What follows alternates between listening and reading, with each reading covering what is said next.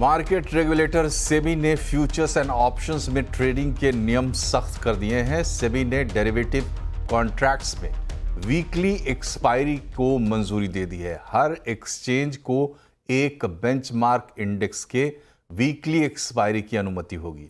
इसके अलावा सेबी ने एफएनओ में मिनिमम ट्रेडिंग अमाउंट 5 लाख रुपए से बढ़ाकर 15 लाख रुपए कर दिया है।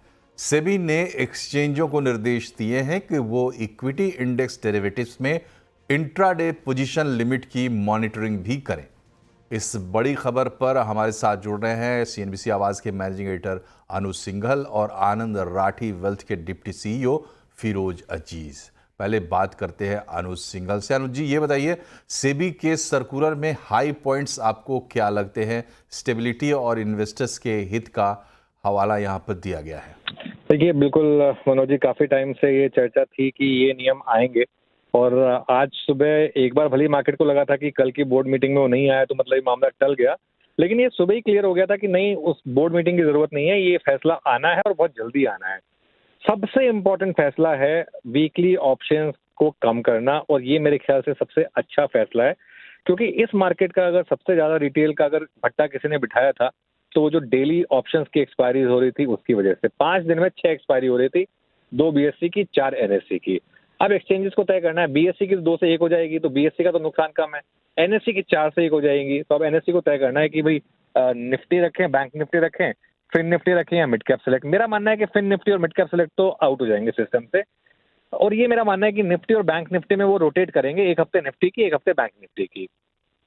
दूसरा जो बड़ा कदम है वो मुझे थोड़ा सा डिबेटेबल लगता है, जो 5 लाख से 10 लाख का कॉन्ट्रैक्ट साइज को बढ़ाकर 15 लाख किया जा रहा है, वो मुझे लग रहा है काउंटर प्रोडक्टिव होगा, क्योंकि उससे होगा क्या, उससे होगा ये कि रिटेल के स्टॉप लॉसेस ज्यादा लगेंगे, क्योंकि पोजीशन साइज बड़ा होगा तो ऑब्वियसली, और रिटेल तो हमारा मॉनेटरी स्टॉप लॉस रखता है तो वो लग जाएगा। तो इसके लिए, लेकिन वो भी सेबी का एक कुछ ना कुछ सोच रही होगी तो सेबी ने वो किया है। और बाकी जो मेजर्स हैं वो कोई बहुत ज्यादा चेंजेस नहीं है उसमें, वो ऑप्शंस में अपफ्रंट मार्जिन वसूलना वो ज्यादातर ब्रोकर्स वैसे भी लेते हैं। लेकिन जो सबसे बड़ा फैसला है वो वीकली ऑप्शंस एक्सपायरीज को लेकर। अब ये क्यों किया गया? देखिए, सेबी की रिसर्च रिपोर्ट लगातार कह रही है कि 93% ट्रेडर्स पैसा लूज कर रहे हैं। अब 93% पैसा ट्रेडर्स जो लूज कर रहे हैं उसमें अगेन मेरा ये मानना है कि उसका सबसे बड़ा कारण शायद ये जो डेली ऑप्शंस का क्रेज था उसकी वजह से था।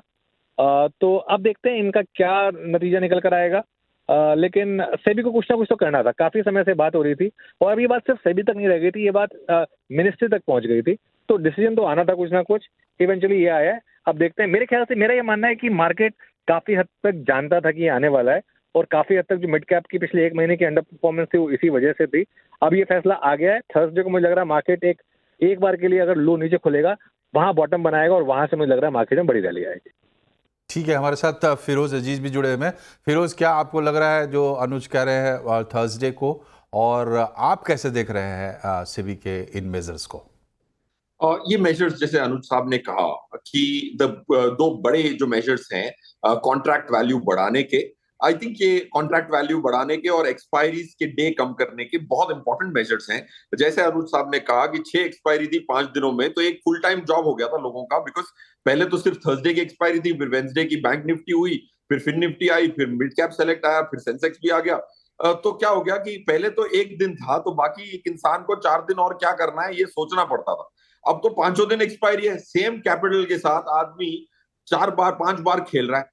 तो आपने अगर एक्सपायरीज कम कर दी तो आपको अब जो आदमी को बाकी 4 दिन कुछ तो करना पड़ेगा, एड्रिनल के भरोसे नहीं रह सकता। So that's a very good thing. But ये अनफॉर्चुनेट है कि ये हमने प्रॉब्लम पहले क्रिएट किया, और ये सदियों पुराना प्रॉब्लम नहीं है, 1.5 साल पहले नहीं थी एक्सपायरीज इतनी, साल 1.5 साल पहले। तो दैट्स पॉइंट 1। पॉइंट 2, जो कॉन्ट्रैक्ट वैल्यू मुझे इतना प्रॉब्लम नहीं लगता है जैसे अनुज सर कह रहे हैं, क्योंकि कॉन्ट्रैक्ट की निफ्टी की कॉन्ट्रैक्ट फॉर एग्जांपल 50 लॉट्स की थी पहले, थोड़े दिन पहले, आई थिंक ऑलमोस्ट 6 या 7 महीने पहले 50 की लॉट 25 हो गई, तो पहले ही 10 लाख की थी, अब 25 की लॉट है, 25 की लॉट है, मतलब 6.5 लाख की आज की कॉन्ट्रैक्ट वैल्यू है, वो बढ़ के डबल हो रही है। बट आई थिंक वो आदत है डेरिवेटिव सेगमेंट को, 75 की भी लॉट होती थी, 100 की भी होती थी, जैसे वैल्यूज ऑफ निफ्टी बढ़ी है तो ये अब छोटा हुआ है। So but I think these are very good moves. और रिटेलर जो है वो नुकसान इसीलिए करता है क्योंकि उसको डेरिवेटिव की टेक्निकल चीजें समझ में नहीं आती, ऑप्शन ग्रीक्स क्या होते हैं समझ में नहीं आता है, बट लोग सटा करने लग जाते हैं डेरिवेटिव में। और इंस्टीट्यूशंस जो हैं वो एल्गोरिथम्स को यूज कर रहे हैं, करंटली एआई को यूज कर रहे हैं, उन्होंने ग्रीक्स समझे हुए हैं, डेल्टा, वेगा, गामा, टीटा, रो, ये ग्रीक्स होते हैं। इसीलिए 1.8 लाख करोड़ रिटेल से इंस्टीट्यूशनल के पास इसीलिए जा रहा है क्योंकि वो फेयर गेम नहीं है। रिटेल को इतना समझ में नहीं आता, इंस्टीट्यूशन को पूरी इंफ्रास्ट्रक्चर है इसको समझने की। ठीक है।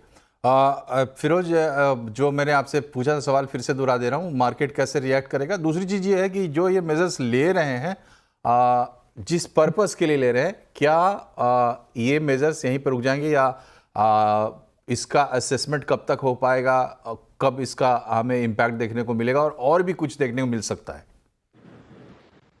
मेरे हिसाब से इसका जो इम्पैक्ट है वो ग्रेजुअल होगा, और इतना मेरे हिसाब से इतना ज्यादा इम्पैक्ट नहीं होगा। ऑफ कोर्स द वॉल्यूम्स जो हैं डेरिवेटिव मार्केट में वो बहुत शूट अप कर चुकी हैं, वो कॉन्ट्रैक्ट होंगी।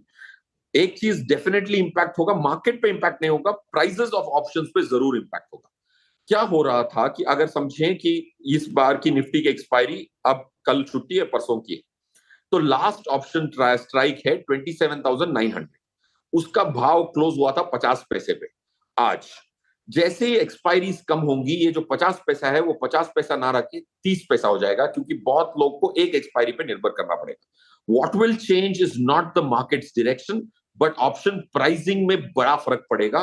जो टाइम वैल्यू ऑफ मनीज हैं, जो वेगास पे प्राइस हो रहे हैं, जो फॉरवर्ड पे प्राइस हो रहा है, उस पर जरूर बहुत बदलाव होगा। ऑप्शन प्राइसेस चेंज होंगी, इंडिया विक्स चेंज होगा, depending on which index is going to be the most prominent index chosen. Like Anuj sir कह रहे थे, निफ्टी चूज करेंगे, बैंक निफ्टी चूज करेगी, एनएससी, उस पे निर्भर करेगा कि वॉल्स क्या प्राइस होंगी, इंडिया विक्स क्या होगी, उस पे तब्दीली जरूर आएगी।